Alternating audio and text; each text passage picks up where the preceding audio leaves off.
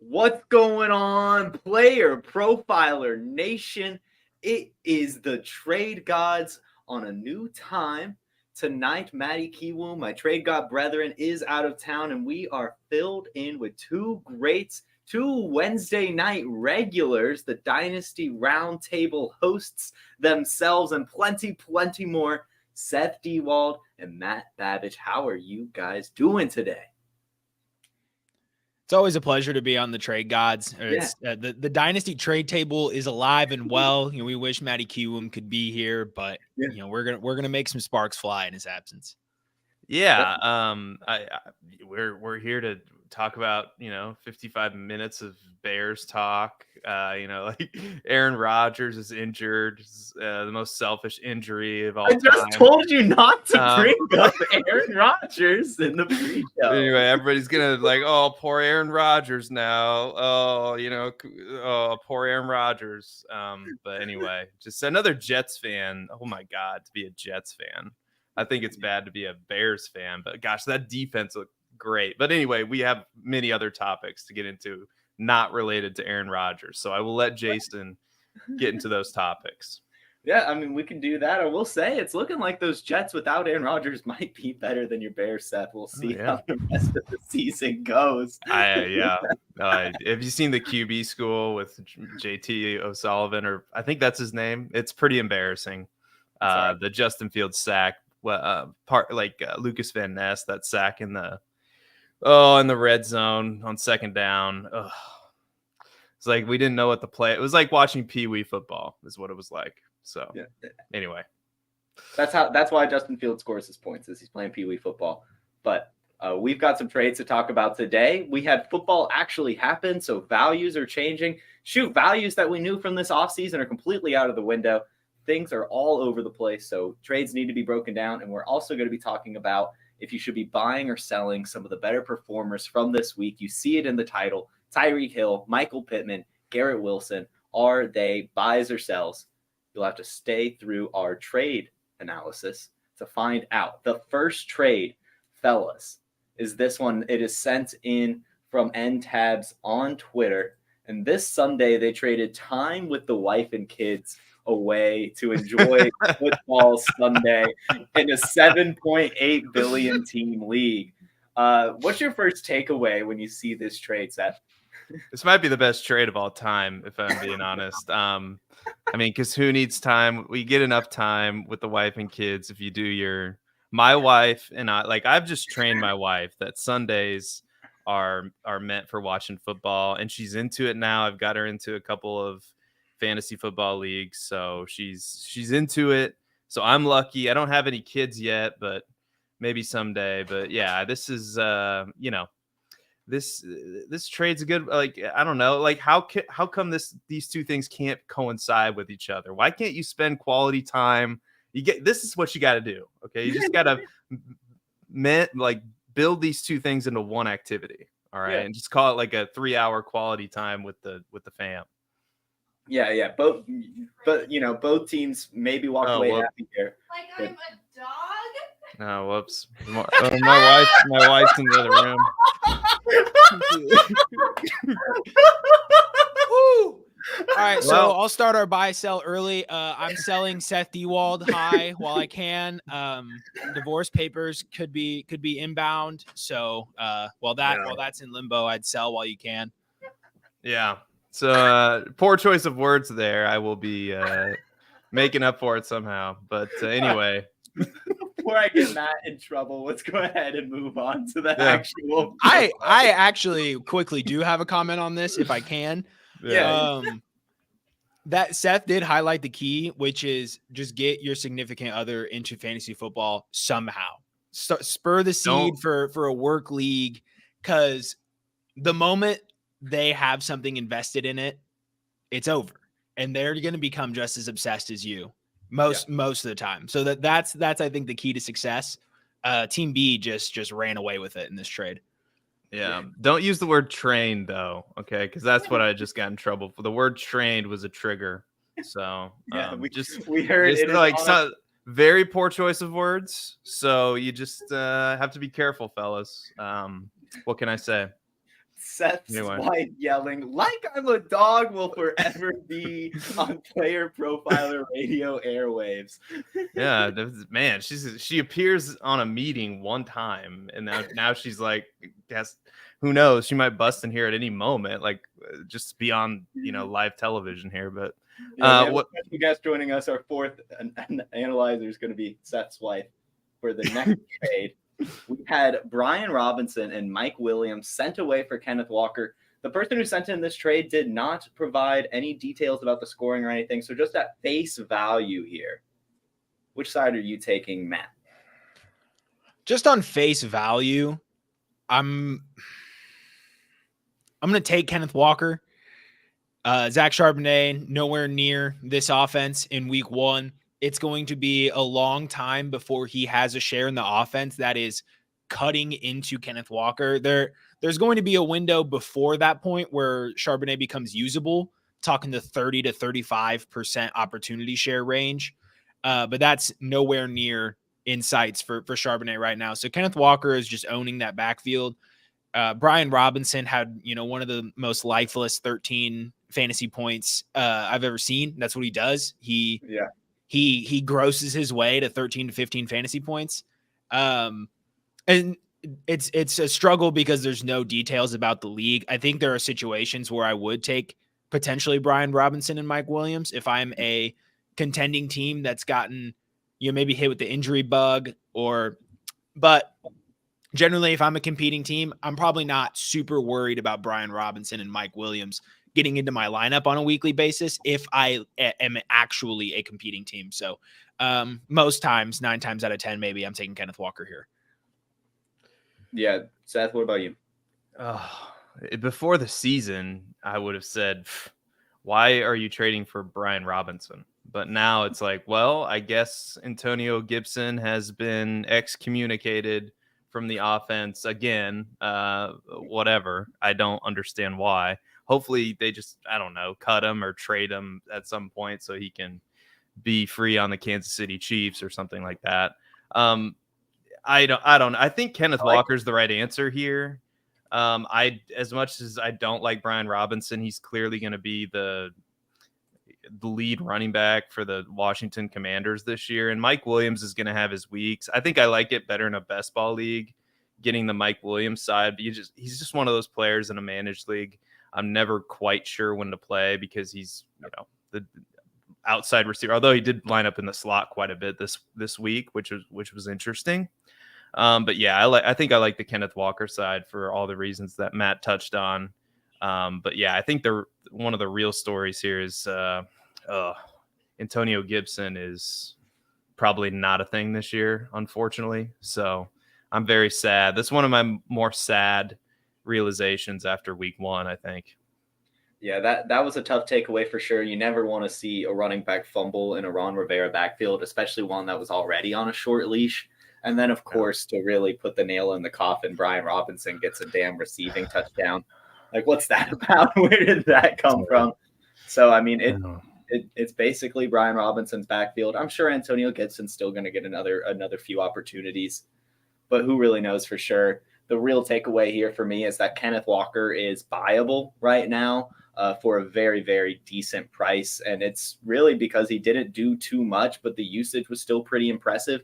If he had scored a touchdown, I doubt this trade even goes through. He finished the day with 64 yards off of 12 carries, even had 4 receptions. So, I mean, hey, we'll take a good performance from him. Better days to come. That Seahawks offense didn't look good against that Rams defense anyway. So I shout out to getting Kenneth Walker at a really good time. Nice little buy window. Yeah, that's the real storyline that you hit on, is that you can actually buy Kenneth Walker for this right now.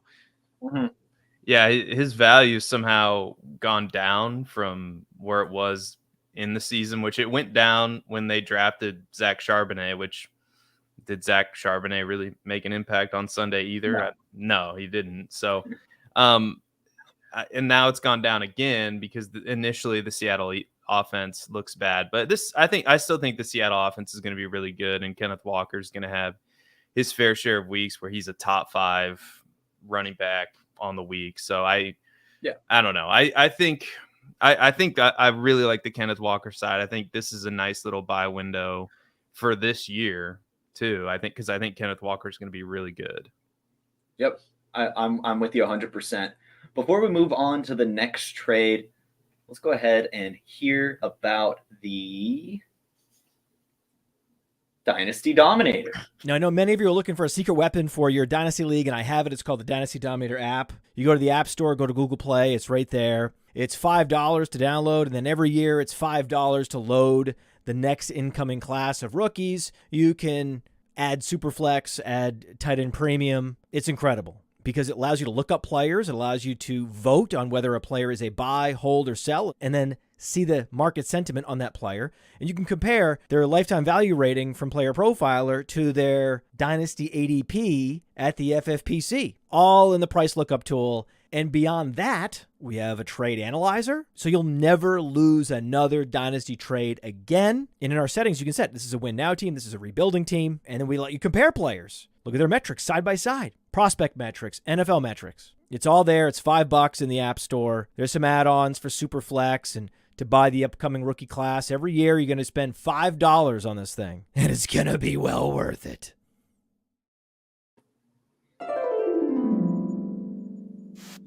All right, we are back with the next trade of the evening. This is another one, no format or anything, sentence. This is just another on the face value. Rhamondre Stevenson was sent away for Cam Akers and Jahan Dotson. Seth, when you see this, what are you thinking?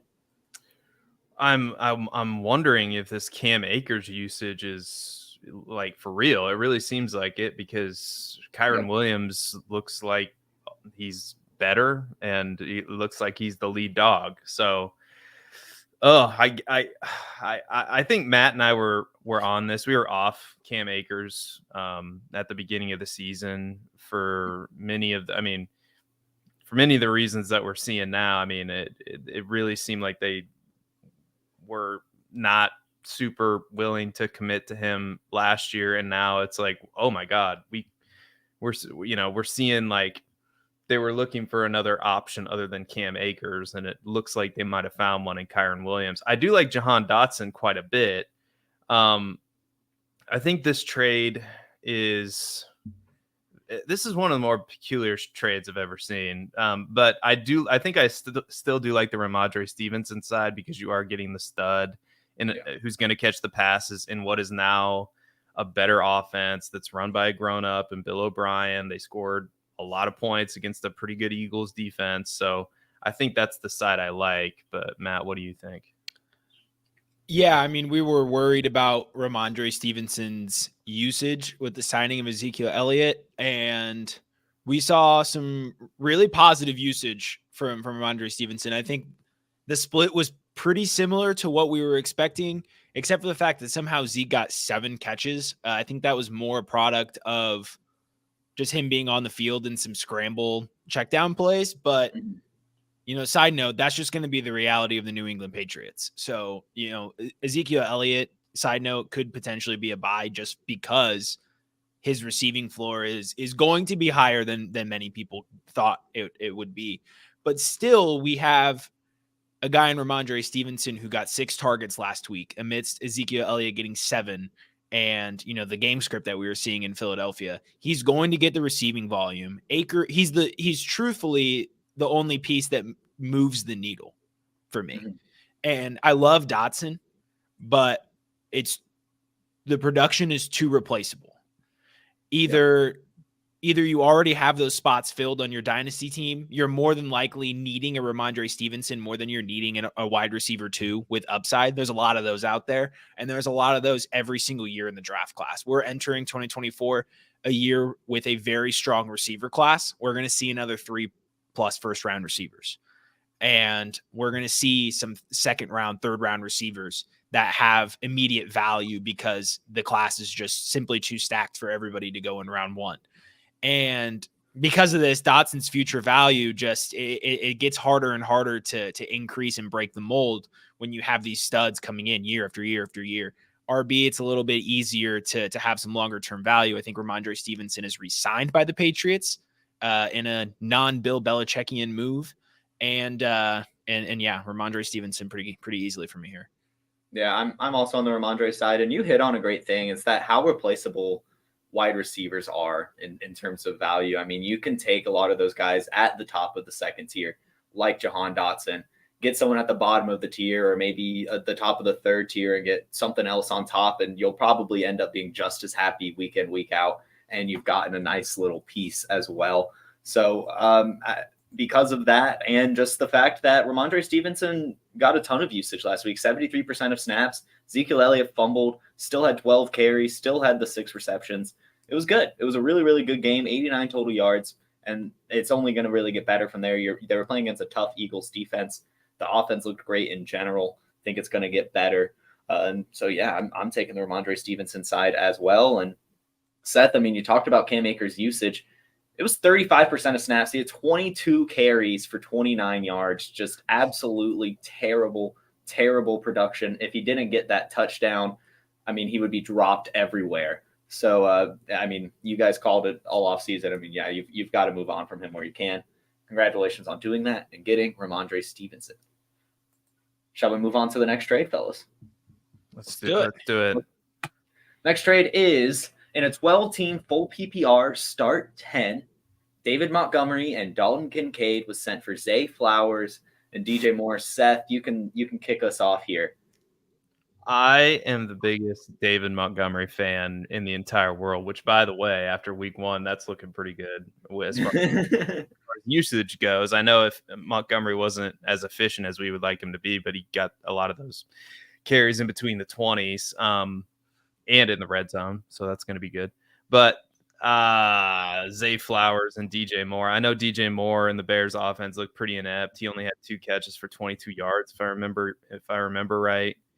And if you saw the QB school with JT O'Sullivan breaking down the 2nd and goal play against the Packers, I mean, we're really wondering about this Chicago offense as far as the play calling goes, because it looked like a peewee football offense out there. Like, the offensive line was pass blocking, Cole Kmet was run blocking, the 2 receivers on the left side of the formation were running non-fade routes, and the only player that was running a route was the running back, who was running out of the backfield, like kind of like a crossing route towards the back of the end zone. But anyway, I think better days are ahead for the Chicago offense. I do think the Packers have the best defense in the division, so as frustrating as it is for DJ Moore managers, I think this is a really good buy low opportunity because, I mean, let's face it, DJ Moore is a good player. Zay Flowers looked unbelievable in his debut.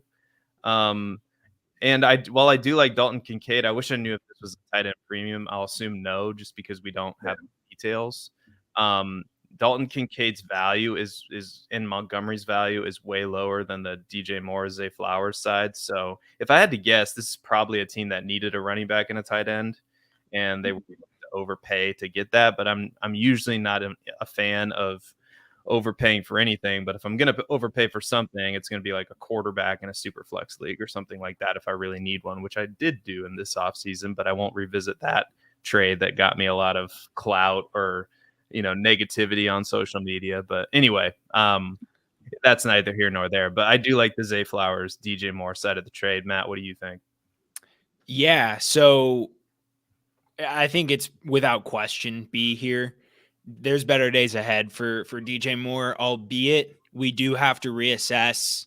I mean, this Chicago offense looks nothing like what we thought it would. I don't mean to rub it in with Seth. No, you're not. Trust me, you're 1,000% right. I was very discouraged by what I saw, and I'm the biggest Bears fan in the world. So. The play calling, like, I was watching some of the game, and I said to myself, I was like, did I miss Matt Nagy coming back to the Chicago Bears? Did I miss, like, he left the Chiefs, went back to the Bears for a reunion? Because that's what the offense looked like. I mean, lifeless, no direction. I mean, just clueless play calling. Mm-hmm. And it was a mess, and it doesn't make much sense. I don't know if the Bears were just unprepared. I don't know. I'm not going to speculate, but I do think, DJ Moore is going to be okay. I think the biggest thing here is that, non-tight end premium league. And I love Kincaid, but I can't pull the actual numbers, but off the top of my head, if you watched the Bills on Monday night, you know that Kincaid didn't leave the field, but neither did Dawson Knox. They were both out there every snap, and Knox was in line. Kincaid was getting moved around a lot more, and I love Kincaid. He's going to be great, but if Knox is always going to be on the field, and it was proven to us yet again that the Bills are going to have a very unconsolidated target share outside of Stephon Diggs. It's been that way for the past few seasons, and it's going to continue to be that way. There's not going to be, some sort of second target that's getting 18 to 20%.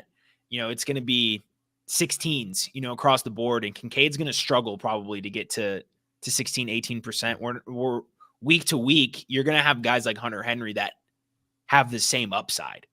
So, this is an overpay. If I would have gotten Kincaid here for giving up Zay Flowers and DJ Moore in a PPR league, because DJ Moore is still on the right side of the age production curve as far as I'm concerned, I would have needed a better running back than David Montgomery. I know, Seth and I differ slightly in this department, but Montgomery is just, I don't know if Brian Robinson is great value Montgomery or if Montgomery is great value Brian Robinson, but they're like the same person. Ian Hartitz put out a tweet that was basically saying Montgomery 13.8 points. Everyone goes crazy. Brian Robinson 13.8 points. Everyone goes, ugh, Brian Robinson. Right. But they're similar in the way they're going to be used on the field. And so, I'm just, this is B quite clearly.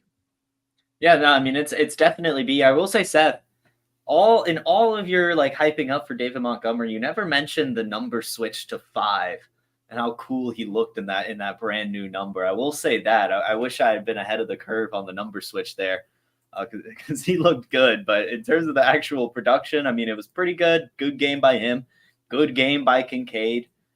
Great game by Zay Flowers. Bad game by DJ Moore, which presents this window. This trade would not have happened over the offseason.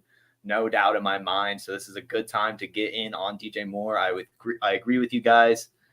There better days ahead for him. You're going to have more than just 2 targets in 25 yards going forward.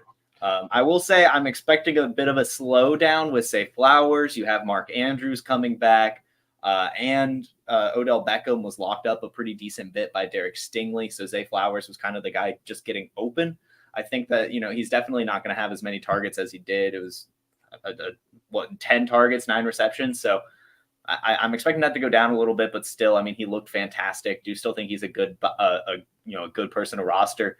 I think all in all, I might be looking to explore selling him for Jackson Smith-Njigba or Jordan Addison. Still, I still think that, both of those guys should be ahead of him. And I think that you might be able to make a move like that right now. So I might be trying to do that. What do you guys think about maybe that kind of move with Zay Flowers? Are you moving him ahead of the other rookie wide receivers? Or you still have him third, fourth? That's tough. I can see the argument for Zay Flowers over Addison because of quarterback longevity.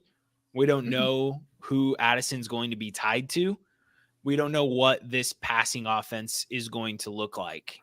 And I think this is, with Monken coming in Baltimore, this is a preview of what we're going to get for the next 3 or however many, seasons, 3 to 5 seasons maybe in Baltimore. Yeah. So I think there's some more stability there, which offers Zay Flowers some more positivity. Because I think next year, if he continues his trajectory, he's the wide receiver 1 in Baltimore, and it's not much of a question about it.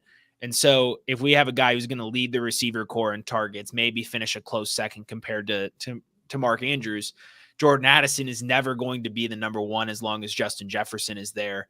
So the argument currently for Zay Flowers is the long game, but for the next season, 2 seasons, I still slightly prefer Addison. Yeah, so, these guys were literally taken back to back to back in the NFL draft. And they all looked, and I know Flowers is probably the most impressive right out of the gate. And Addison, caught the touchdown too. So he was, you could argue he was equally impressive. But it's kind of, for me, I don't know if you're gaining a ton of value if you're swapping Flowers for JSN. It kind of feels like I think all three of these players are going to be really good. I especially like JSN. I still have JSN ahead of all of them. I would still probably rank them JSN, Flowers, Addison, but that's just me really picking. I mean, it's very close. Mhm.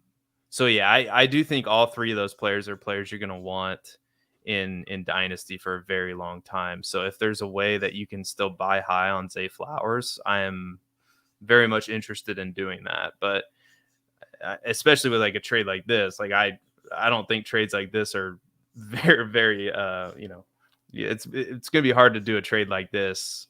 Like probably the only way you can do it is on you're probably trading Montgomery to a win now team and a tight end needy team, if I had to guess. So just situational opportunity, getting Zay Flowers there is fantastic. So I'm in on all three of those players.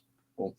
And it makes sense, right? I mean, first round rookie wide receivers from the most recent draft class, you've got to be in on them. Jay makes a great point that Zay has to move ahead of Addison because Addison's never going to surpass Justin Jefferson, and Zay can be the true star of Baltimore. Great point, Jay.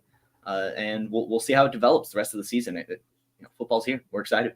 The next trade number 5 is Puka Nacua was sent for Jameson Williams in a 10-team Superflex 30 roster spot league. That was their addition here. Seth, this is a trade, boys. This is a trade right here. Man, this is like two ships passing in the night. Like two like one stock that's just plummeting, and the other stock, like the penny stock, that's just now taken off. I mean, 15 targets for Nacua. He looked like, Cooper Kupp light in a way, like the way they used him in that offense.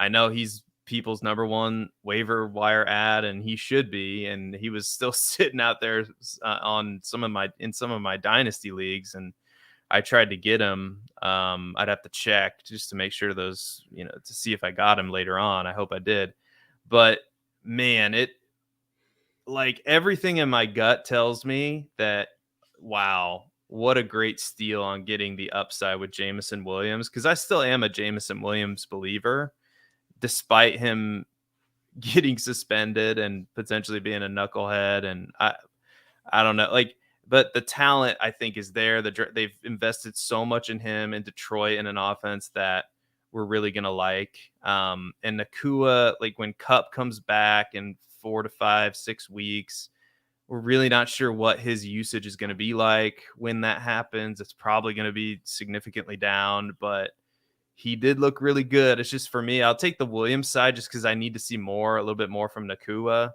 but that might be me hanging on to Jameson Williams longer than I should, and the hope that he can be the first round wide receiver that he was sold to be, in the first round pick in rookie drafts as well. So what do you think, Matt? Yeah. The thing about Puka Nacua is that he's already like 15x'd Jameson Williams' career production. Yeah, that's true. So yeah. I looked at this trade in the show sheet, and my first reaction was, wow, we've gone way too far with Puka Nacua. And then I sat there for well, who would I rather have in my roster right now? I don't think the only argument for Jameson Williams is that there is nobody in Detroit. So if he can be somewhat useful, we saw what they tried to do with Khalif Raymond, Josh Reynolds, and the other smorgasbord of bench receivers that are in Detroit. And so you had to think on Thursday, well, Jameson Williams could just flash in this offense. But and that makes me lean Williams, like just thinking about that argument. And then you think of, okay, Cooper Kupp comes back. They're going to have Kupp, Nacua, Jefferson, who was getting targets, didn't have a great game. I think he stinks, but I don't know if the Rams thinks he stinks.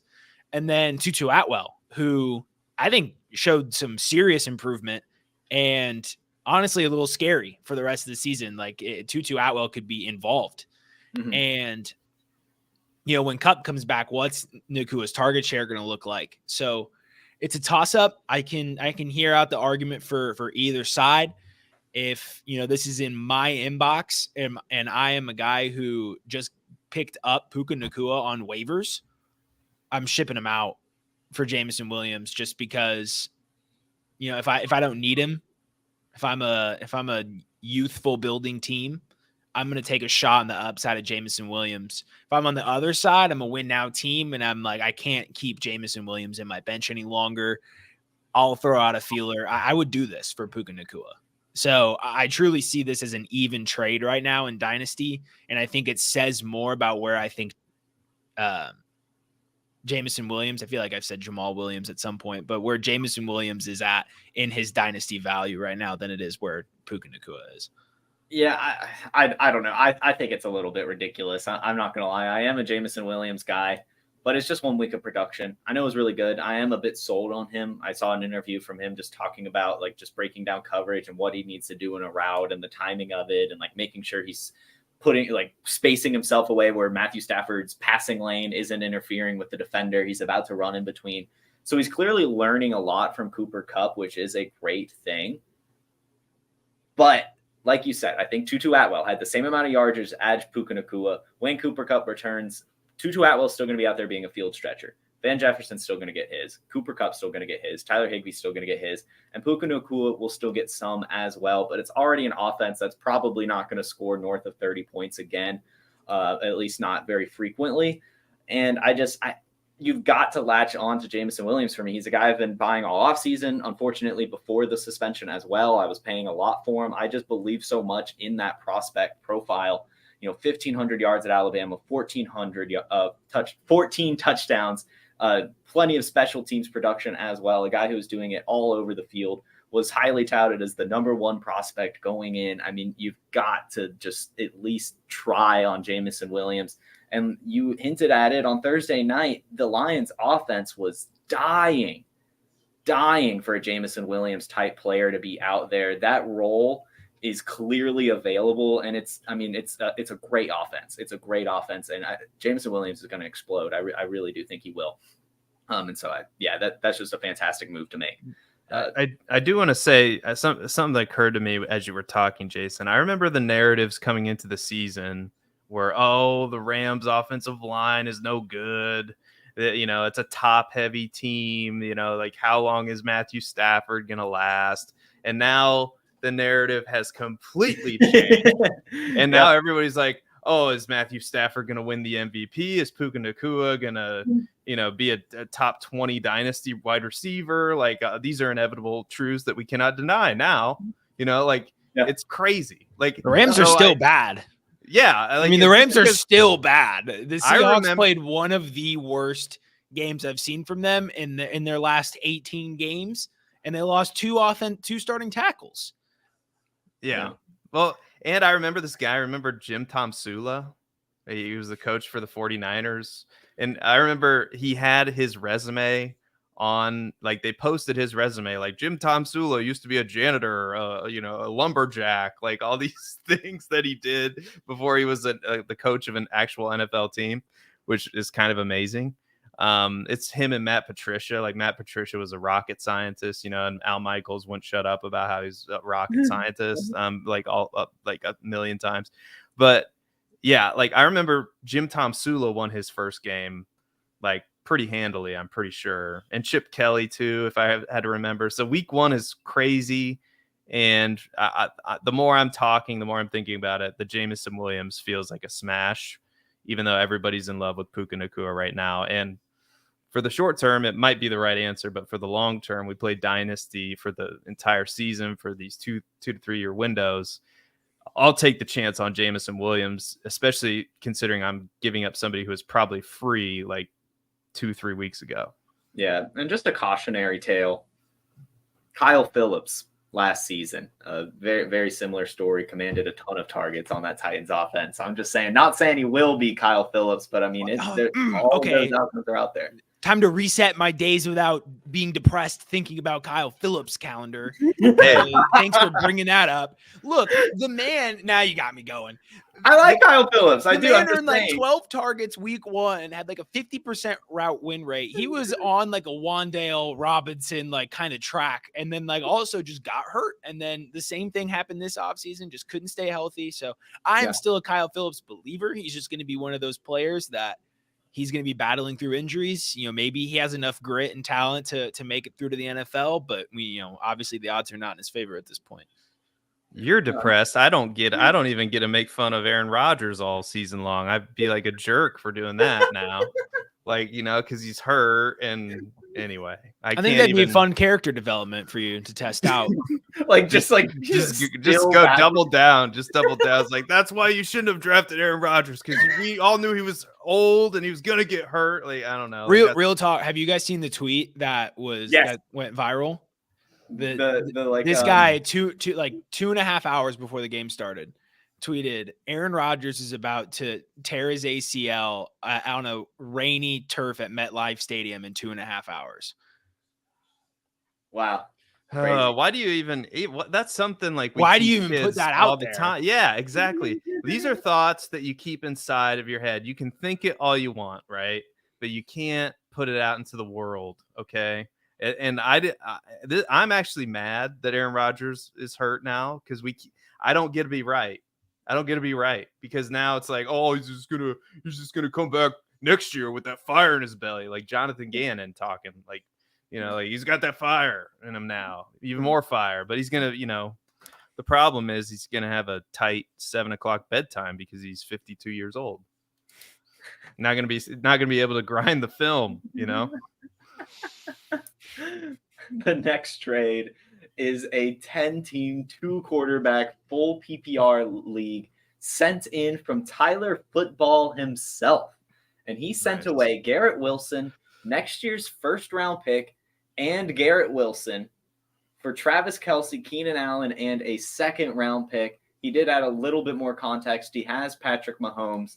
He sent me his roster. He's extremely loaded. He's probably winning the championship this year.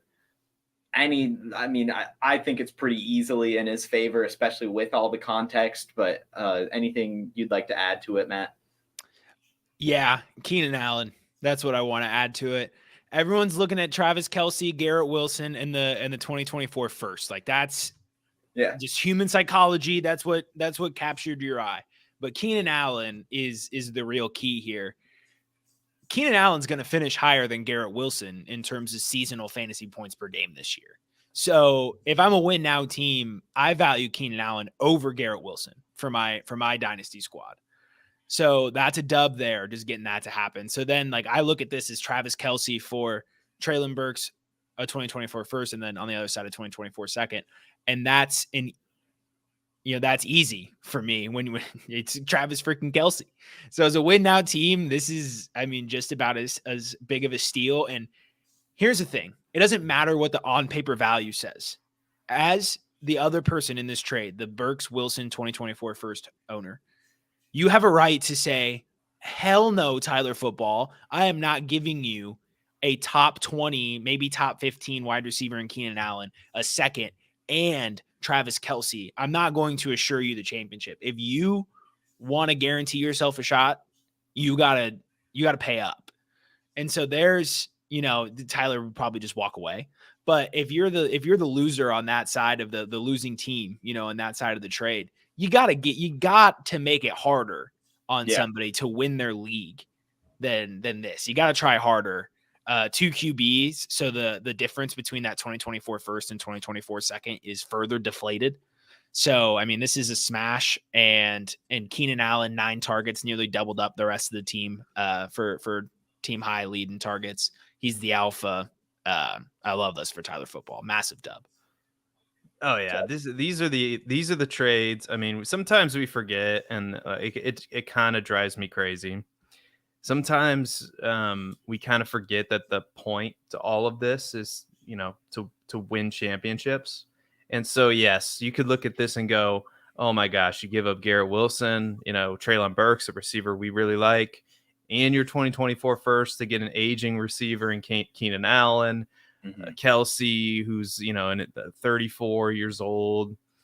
But I mean, and we don't have any of the specifics. I'm assuming it's not a tight end premium because we don't have those details, but having that elite tight end, having Kelce, who is we saw what the Chiefs look like without him, and he's probably going to come back, if not this week, for sure in week 3, I would guess.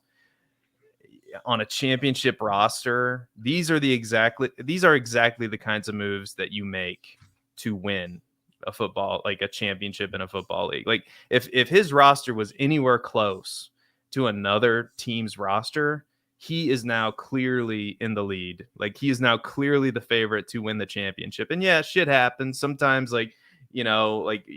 Things can never quite go the way you want them to, but he's given himself the best chance. I don't really think the 2024 first is as big of a deal as we think it is, because it's probably going to be a late one. And who knows? I don't know what Mr. Mender's roster is looking like.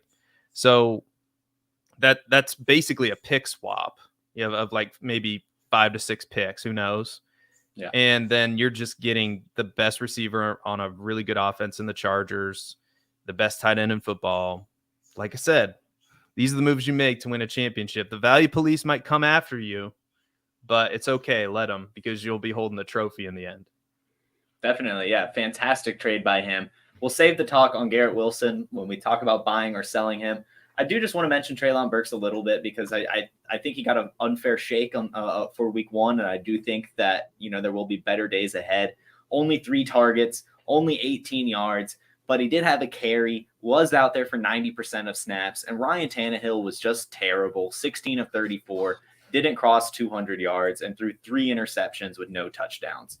There's going to be some opportunity for Treylon Burks. And if they move away from Ryan Tannehill, say for Will Levis, that guy at least has a cannon and isn't afraid to sling it. I don't know if he'll actually be good, but it'll at least lead to fantasy points for wide receivers. And I'll say that. And so get in on it. Tennessee should have, if I was Tennessee's GM, I would have already called the Saints every minute of every day until Jameis Winston was on my roster. Screw it. Yeah. Playoff team. Immediate playoff team. Yeah. Or what's wrong with the guy the Jets are interested in now, Jacoby Brissett? He would be my second.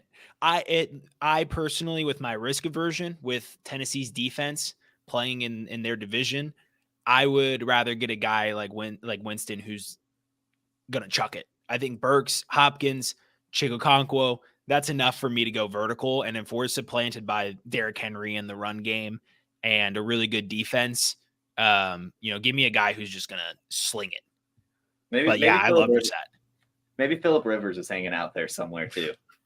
He was ready. Oh my gosh, dude. I wish if we could go back in time and Buffalo Wild Wings commercial ourselves into a San Francisco 49ers win in the NFC Championship game, we would get to see Phillip Rivers in a Super Bowl, and Chargers fans everywhere would just be crying the entire game. It'd be their personal hell. It would have been cool though. It would have been cool. It would have been sweet. Yeah. We're thinking, I'm just going to put this out there in the universe. Mike Vrabel is the coach of the Tennessee Titans. He played with Tom Brady, right? I know that the Jets, would he have to sell his shares of the Raiders? Probably not. I doubt it. It's Tom Brady. He can do whatever he wants. Let's face it. I don't know. Anyway, these quarterbacks, Ryan Tannehill is making me look like a fool, man. Because I thought he would be like the super cheap quarterback that you could get, and he looked like he looked like Matt Ryan looked on his final year with the Colts. He looked just lost, terrible. I can't play anymore. We'll see. It's only 1 week, but man, it was rough. That was rough. It was pretty bad. It was a pretty bad game. But the final trade of this evening, it should be an easy one. This is a redraft, and I say that because it's a 12-team redraft, full PPR. Damian Palmer got Jaylen Waddle in a redraft league for Alvin Kamara and Cortland Sutton. Matt, what are you thinking? Give me Kamara and Sutton. No way. Give me Kamara and Sutton. Nice. I think No. Kamara top 16 rest of the way. I don't We're hate looking it, at an but I mean, offense. Okay, we all know the Saints offense is going to have more sustained drives and red zone looks than we thought at the beginning of the year. And I know it was one game against Tennessee, but Tennessee's defense is still fairly solid. You know, the position game battle was really weird. I mean, there was a lot of long drives that had to be made. And Kamara, look, I know that people are going to come after me for this. I don't care. 40 something pass attempts, 466 passing yards, 5 targets for Jaylen Waddle. 5 targets. Last year, he had to do it out of insane efficiency. And let's keep it 100 in the chat, as the kids say. Jaylen Waddle and Courtland Sutton are not going to differ that much in terms of their target totals at the end of the year. It's not going to be that different. And Courtland Sutton, I mean, Waddle obviously has the bigger upside between him and Sutton, and that's an obvious pick. But I truly think it's Kamara who's been the value. I was really shocked when Kamara's ADP didn't vault after the 3-game suspension.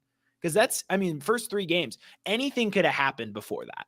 He could have had an appeal, which lasted a while, and then boom, he's out for the playoffs, or, you know, a long suspension. And he only got the first 3 games. He's back week 4. He's going to come back when Jonathan Taylor comes back. And he was still drafted in, you know, after James Cook, who, you know, has concerns on, you know, what his true upside is in this offense after, you know, a sluggish week 1. There's nothing but upside for Kamara, and he's the difference maker in this trade. I mean, I like the Kamara love. I do. I think that he'll definitely bounce right back to who he's always been when he comes back. But I mean, there's a lot going. I think that last year when you look at the Dolphins and Tyreek Hill and Jaylen Waddle specifically, it was a back and forth. Some weeks it was Jaylen Waddle, some weeks it was Tyreek Hill. And so I'm not willing yet to go ahead and say that that kind of usage is what's going to be happening all of this year. I would not be surprised if next week Jaylen Waddle has more yards than Tyreek Hill, and we're right back to talking about them being a 1A, 1B situation. And in that case, you've got to go with Jaylen Waddle. I mean, it's just you're clearing up the roster space. You can probably get Kendre Miller now or something, and you'll be fine. I want the roster space. I want the better asset, and that's Jaylen Waddle. Seth, you break the tie. Yeah. I mean, New Orleans scored 16 points this week. I know everybody's, I don't even know if you want to call it Derek Carr's good because he threw for 300 yards and got Chris Olave involved. But I don't know. Derek Carr's not a difference-making quarterback. I think his stats over the last several seasons, I think his best finish in fantasy points per game is quarterback 13 ever. I don't know. I'm going to go with the Jaylen Waddle side because I think days are coming for Jaylen Waddle. Like, I mean, it's teams. I mean, they're going to have to make a choice. Like, they're going to have to say, okay, like Tyreek's not beating us. And when they choose that, inevitably, Jaylen Waddle is going to have the kind of games that Tyreek Hill just had. So I think he's got just super immense upside. Also, the Broncos offense did not inspire me to really be all that interested in Courtland Sutton either. I mean, against a smash matchup in the Las Vegas Raiders, which I thought I wasn't expecting them to maybe put up 35 points, 40 points, but I was hoping they would do a little bit better than 16 points and lose the game. That was a little bit disheartening, but I don't know. I'm on the Jaylen Waddle side, to be sure. By the way, we're looking at receiving yards. I mean, Courtland Sutton did catch the touchdown, but he was only targeted 5 times as well. So, yeah, I find it hard to take that side. So Matt, I'm against you, unfortunately. That's fine. That's right. That's fine. I'm not moved. I'm not moved. No, I know. I think that you are fine in your position. I really do. I don't think you can go wrong with the other side, and I think both people are probably happy here. And I think for me, the deciding factor was just that roster space. I like being able to turn it and be able to take flyers week in, week out and have some fun with it. Fellas, let's talk about some buys and sells. We'll start things off with Garrett Wilson, since we were just talking about him a little bit ago. Aaron Rodgers out for the season, torn Achilles, said the night is always darkest before the dawn, and that he will be ready next season. Seth.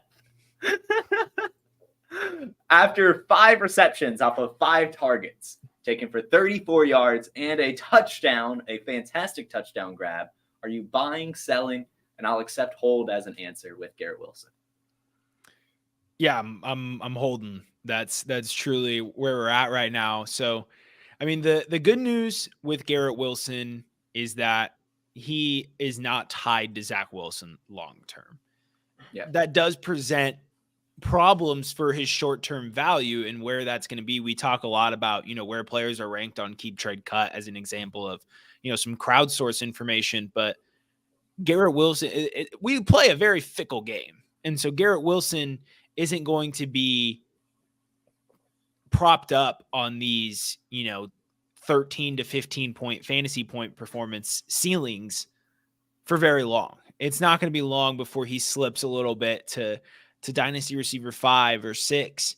And some of these more elite guys that we've been talking about, like Amon-Ra St. Brown, for example, they're going to leapfrog. And so that's likely imminent. So depending on where I'm at, this is always, kind of the case. And so it's kind of a shitty wish-washy answer sometimes, but if you have Garrett Wilson, now might be a good time to sell. And if you're a team who is a year or so away, now might be a good time to buy Garrett Wilson on the scares of him being, a wide receiver 2 the rest of the way this season. So it definitely depends on the perspective, but I think long-term value, I'm buying into what Garrett Wilson has to offer. Yeah, I think I'm with you there. Ultimately, I think this could go for any team, to be honest. If I have him, I'm putting him on the block, seeing what I can get. If I don't have him, I'm messaging that owner and seeing what he costs, win now or not. Some people are selling him for less than what he should go for. Will his value, dip if he has 4 points next week? Yeah, and it's not going to be pretty. But, Zach Wilson didn't look as bad as Zach Wilson has looked before. It's, possible he's at least average. I hate saying it. And that wouldn't be terrible, especially in a division with the Bills and the Dolphins. There's going to be some volume going Garrett Wilson's way. So I'm fine buying him at the right price. Maybe like George Pickens might be where I draw the line right now with how things are going. Maybe add a little bit to him. I think that's kind of a good little area. Let's talk about Michael Pittman, who, wasn't really the main storyline of this Colts game. It was Anthony Richardson, who looked phenomenal in his rookie debut, sustained Michael Pittman, 8 for 11, 97 yards, and a touchdown. The value's gone up, and it's probably going to keep going up. Seth, are you in or out on Michael Pittman?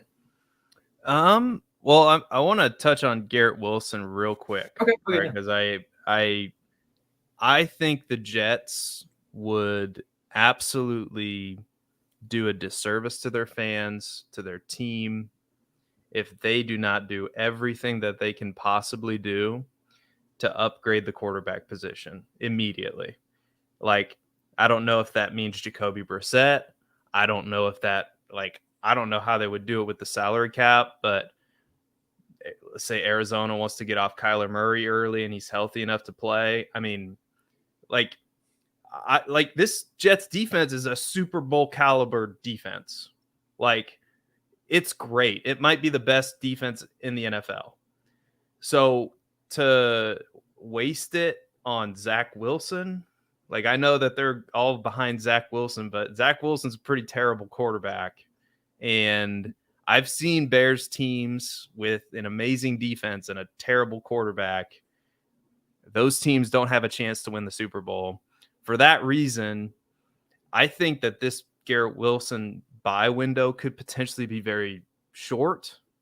So I'm definitely and this is coming from somebody who said Garrett Wilson's overrated, like at the beginning of the season, because everybody was ranking him as their dynasty wide receiver 3. I doubt they're doing that now. I bet he slid down the dynasty rankings significantly, and I'm not victory lapping that at all, because obviously an injury, like I'm pissed about this injury because I've already said why. But I do think that the Jets, even though they're standing behind their guy, there's no way they're not making phone calls to every conceivable option at quarterback, because if they get that quarterback, I know the offensive line's not great, but we saw Breece Hall. They have Garrett Wilson. They have enough pieces on offense. If they have even decent, subpar, okay quarterback play to make a deep playoff run. So if they because I believe that the Jets are doing that, and Jacoby Brissett, I think, is the first of many phone calls they will make. Like, Garrett Wilson's outlook this season, I think, is a lot better than we think it is, because we're caught in this moment where Aaron Rodgers just got hurt. So I think he's a huge buy right now. And again, somebody not a huge Garrett Wilson fan, but I think his value's just fallen too far. But to answer your question on Michael Pittman, I think Matt Babich was one of the biggest Michael Pittman fans out there. And I mean, it couldn't get I know in redraft, his value was falling even farther, but it really didn't make any sense, because I mean, how bad can Anthony Richardson be? Because we've seen some pretty terrible Colts quarterbacks playing with Michael Pittman. Like, we saw Matt Ryan, we saw Carson Wentz. Like, if he's just a little bit better than those guys, you would think that Michael Pittman being drafted in the 3rd or 4th round, which he was being drafted when Matt Ryan was his quarterback in redraft, you'd think that value would be pretty good. But Michael Pittman was being drafted 7th, 8th round, and at that value, it was a complete smash. And I think his value has gone up, but I don't think it's gone up enough, because Michael Pittman's a really good player, and now he's going to be playing with a quarterback that's good enough to get him the ball consistently. And I think we saw that this week. It might not always be that good, but there's going to be that upside there for sure. So I think Michael Pittman's a really good player now, and he's got a quarterback that, is going to be really, really good, I think. So yeah. What's that meme say? We're going to the moon. Us Michael Pittman owners, we held the line, and because of that, we're gonna go to the moon. And look, there's still time. You can buy this week, you can buy next week, you can buy mid-season, you can buy off-season. I'm telling you, the price is never gonna reach where Pittman truly is. And this dude is he is who we thought he was. He's an alpha. He's a route technician. This is a guy who was a top finisher in route win rate in 2 straight seasons. And he's a target hog, completely commanding the targets in Indianapolis. It just devoid of talent at the quarterback position. And even one of his biggest truthers, was not expecting 100 yards and a touchdown in week 1 with A-Rich. I was expecting, some struggles. These connections take some time to develop, but one thing Michael Pittman doesn't need to develop with Anthony Richardson is the fact that Michael Pittman is a dog, and he is a playmaker, and he'll take a 30-yard screen and he'll house it because he's that guy. And if you're getting red zone, if you're actually taking trips to the red zone, he's going to be effective. And so it's only going to get better from here, baby. I mean, this is one of the biggest risers all season that we are prepared to watch with Michael Pittman, and you should get in now before the price gets too steep. Yeah, no, I was very hesitant with him. I rostered him and didn't have the balls to start him last week. I wanted to see it first. Understandable. And I'm upset, but now I'm excited. And in the leagues I don't have him, I'm out there buying because I want a piece of this Colts offense. And it's looking like Michael Pittman's going to get a ridiculous target share. I thought that Alec Pierce would do something. I mean, he's got a profile, but it just seems he's really not good at football. We'll see what happens when Jelani Woods comes back. But still, I mean, a lot of volume is going to go Pittman's way all season. It's going to be a team that's probably playing from behind a lot as well. It's just beautiful. So go ahead and, like you said, buy Michael Pittman. It's not going to ever reach what he's truly worth. Yeah, until I think there's still hope for Alec Pierce. I think until A-Rich develops a little bit more and that connection with someone who's more of a pure field stretcher has to develop. His deep ball timing's got to develop. I think for now we have a Tom Savage corollary, right? Where A-Rich is going to drop back and where's Michael Pittman? And he's just going to throw him the ball every time. Yeah, no, that's what rookie quarterbacks do. The most reliable person on the field is the security blanket. And I think you saw that week 1. A-Rich is going to have his ups and downs, but I think he's going to be able, they're going to be in enough of these negative game script situations where it's going to be like fantasy gold, for Michael Pittman, where he's just going to get targeted so much, I think. And yeah, I think we were underselling what Anthony Richardson could be as a passer in the NFL. Yeah. Not that he would be really great, but like I said, did he really need to be great to match Matt Ryan, Carson Wentz? No. So I don't know. Part of me didn't understand it, which is why we were in on Michael Pittman all off season long. Good call. Well, we'll wrap things up with Tyreek Hill. For me, I'm selling Tyreek Hill. I was buying Jaylen Waddle earlier, and that means I'm selling Tyreek Hill. It's got to take a lot. It's not like I'm just going to sell him for what he was worth last week. But when you have that type of performance and everyone is out there in the streets calling him this season's wide receiver 1 already, you've got to explore the selling options. If you can get Jaylen Waddle plus for him, you've got to do it. And I'm sure there's plenty of things. You could probably get Garrett Wilson plus now based on the market. And that's something you should do as well. If you can get a really good return for Tyreek Hill, which I think you can right now, go ahead and do it, because it's not like he's going to have a 200-yard, 2-touchdown week every single game. What do you think, Seth? Or Matt, whoever's ready. Yeah, but go ahead, Seth. Go ahead.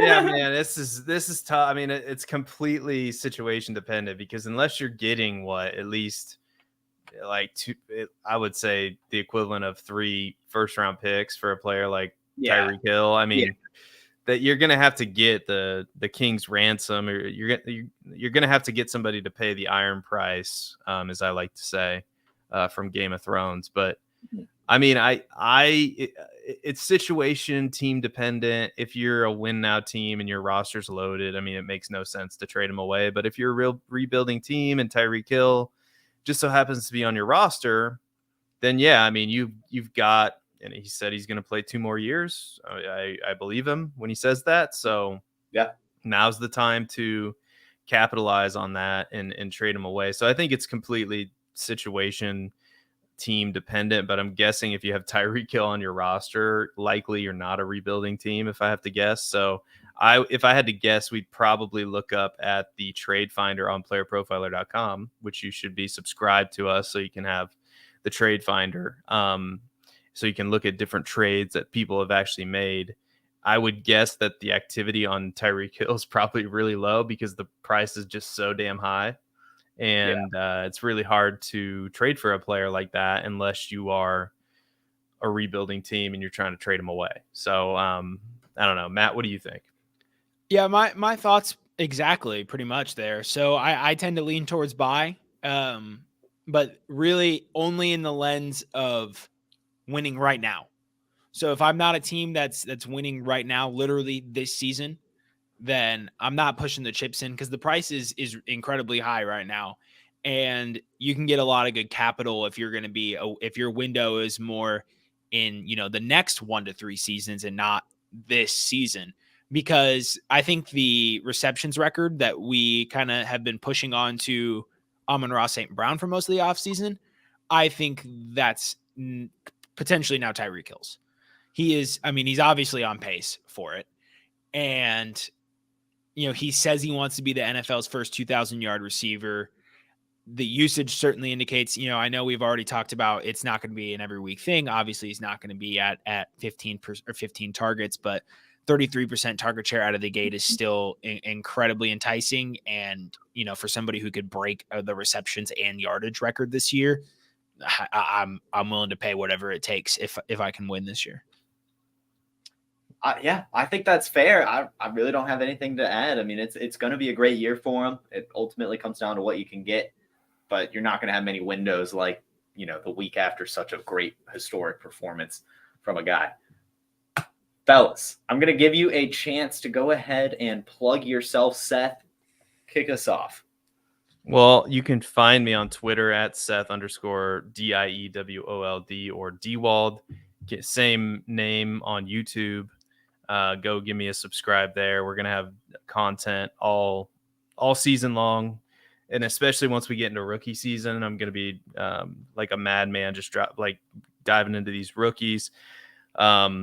You can watch or listen to the Dynasty Roundtable podcast. Please go download that podcast and listen to us wherever you can run or drive, in your car or whatever. That airs on YouTube Wednesday nights. It's going to be every other week during the season, right at this time. Every other week with Trade Gods.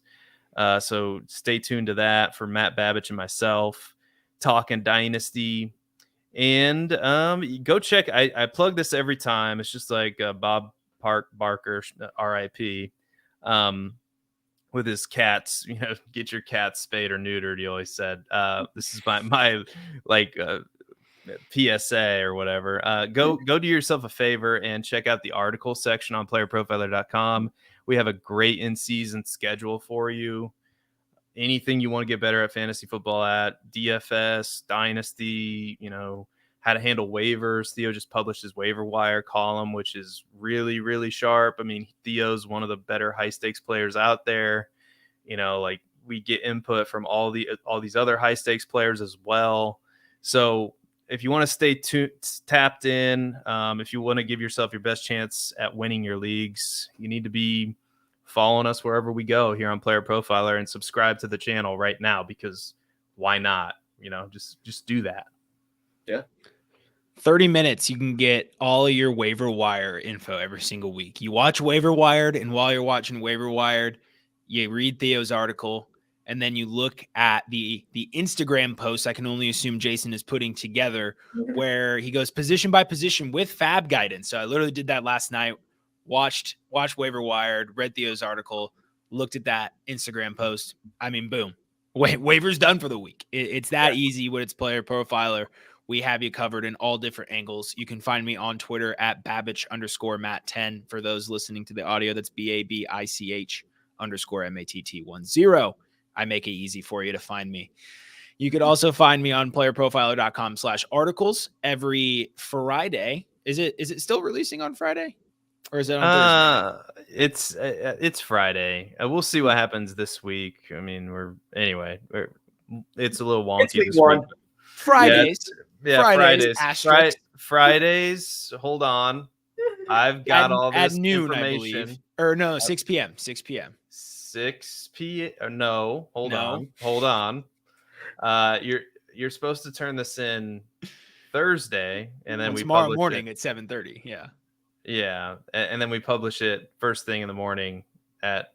How did I do this to myself with this sketch? Anyway, that's what it says here. I'm looking at Friday right mornings. Friday mornings at 9 a.m. People. Friday mornings at 9 a.m. Everything you need to know about week X. So last week I brought you everything you need to know about week 1.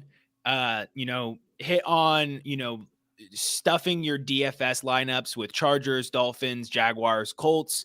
I blame Pete Carroll and the Seattle Seahawks for what they did to us. That Seattle spread should have been free, but we learned a lot of stuff in week 1, and we're going to apply that to week 2. So everything from implied team totals to injury reports to betting trends, everything, all the important headlines that you need to know for the week, I will provide you on Fridays. And then, as Seth said, please check out the Dynasty Roundtable podcast. We'll be live again next Wednesday. We trade slots every other week with Trade Gods. Ha ha ha. Yeah. We are alternating. You get your Dynasty stuff next Wednesday, and you get your trade stuff the following week. And you guys cover trades too. Great show. Go check them out.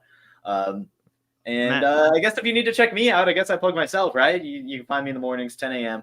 on the Player Profiler YouTube channel for Wake and Take. and I'm running all the social medias these days. So if you see a post, that's probably me. Thank you all for tuning in. This was the Trade Gods. We'll see you in 2 weeks back with my Trade God brethren himself, Matty Kiwoom. Bye. Hey, I want to take a moment to thank you for tuning in. It's important to me that all of our media be free. This is only possible because of you allowing a true independent sports media enterprise to thrive unlike any other in the business. So please subscribe to the All In Package to continue to make all of this possible, to ensure that all of our stats, information, data, content is available to you, especially you, the people that get the site and get the show.